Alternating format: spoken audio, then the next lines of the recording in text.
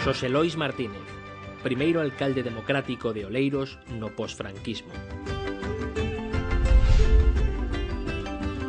Un inicio na década dos 70, a principios dos 70, de operacións especulativas que podrían ter sido gravísimas para o proceso de desenvolvemento do término municipal. A primeira Corporación Municipal Democrática foi unha corporación que se plantexou as preguntas que había que facerse e, ademais, creo que dou as respostas adecuadas a aquelas preguntas. Creo que, en certo modo, esa é o gran valor.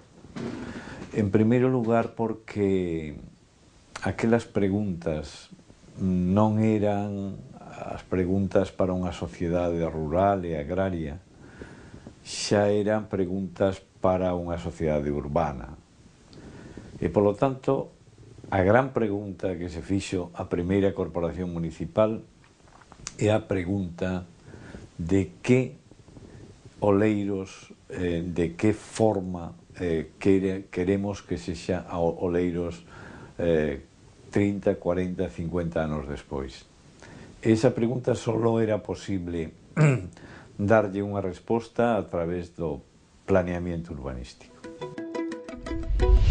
Se centrou en saber que idea había que proyectar para Oleiros do futuro. E a idea foi esa, a de unha idea de un término municipal cohesionado en torno aos núcleos tradicionales de población, un término municipal vertebrado e ligado ao que debe de ser a nova idea da cidade moderna, e un término municipal donde se plantexara unha acción forte sobre infraestructuras e equipamentos na escala máis reducida, na escala aquela... A primeira Corporación Democrática inaugura o 24 de xullo de 1980 Radio As Mariñas, sendo o seu primeiro director Manolo Rivas. Foi clausurada por orde gubernativa en 24 horas. Así mesmo, durante un período breve de tempo, edítase a revista As Mariñas, na cal se deseñaba como debería ser o futuro da comarca.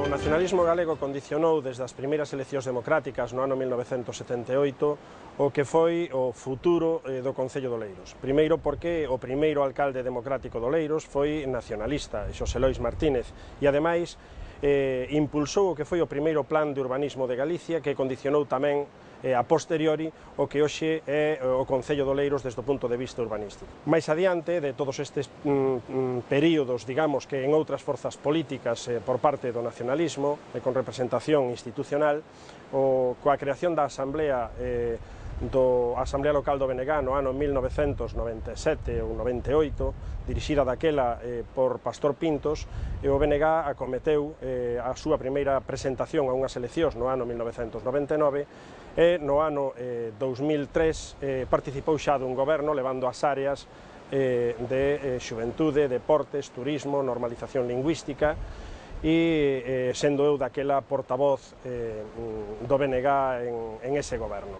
Olla rúa de atrás, ollo chan, ollo mar. Eu levo 3 anos ao frente do BNG de Oleiros. Foron 3 anos moi intensos, pero á vez moi interesante.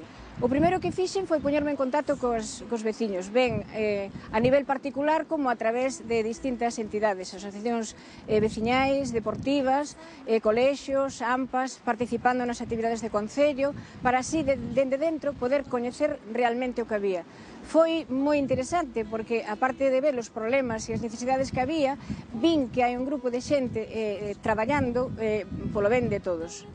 A nivel municipal, pois sorprendeume esa atitude do alcalde machista, prepotente, irrespetuoso, que tuve que enfrentarme a ela en diversas ocasións. A pesar deso, o BNG mantivo un posicionamento responsável, positivo, e apoiou aquelas cuestións que eran beneficiosas para os oleirenses e opúxose a outras pois que non o eran, como o Auditorio de Bastiagueiro pola súa magnitude e a súa situación.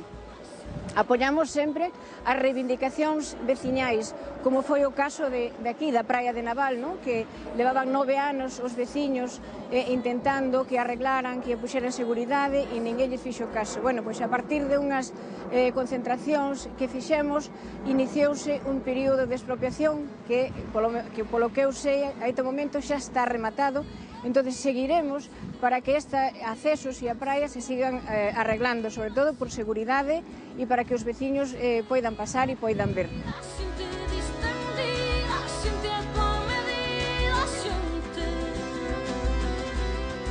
Nesta última legislatura, Fina Quintáns, que realmente foi a que levou un traballo político de proximidade co cidadán, cargou cunha responsabilidade importantísima que afrontou con moitísima ilusión e non só pois fixo frente ás súas obrigacións como o seu compromiso político no Concello, sino que tamén asumiu a responsabilidade política dentro do que é o BNG de revitalización, de ánimo da militancia, de cohesionar o partido e a crear unha nova ilusión.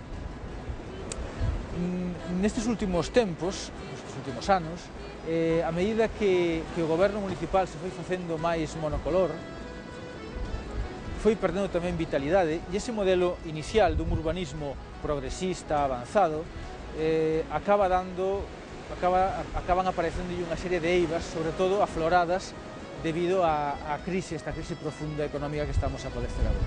Un modelo extensivo de construción, un modelo que ocupa moito territorio, que o dispersa, vai inevitablemente ter problemas pois, de cohesión e problemas de dinamismo económico.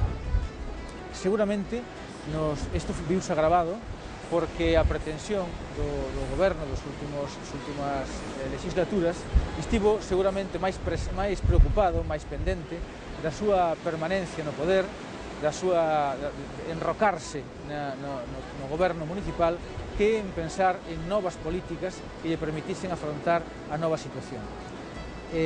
Así nos encontramos con serias dificultades pois en mobilidade, a economía que neste momento estaba surtindo de fondos o Concello, que era as licencias de obras, era o urbanismo, pois se viu cortada drásticamente e botamos en falta outras fontes de financiación e outras fontes que dinamicen, outros elementos que dinamicen a economía do Concello.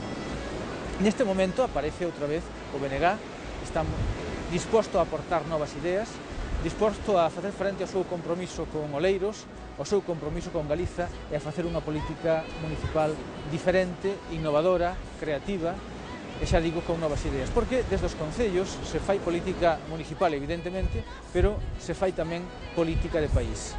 O noso compromiso é con Oleiros e é con Galiza.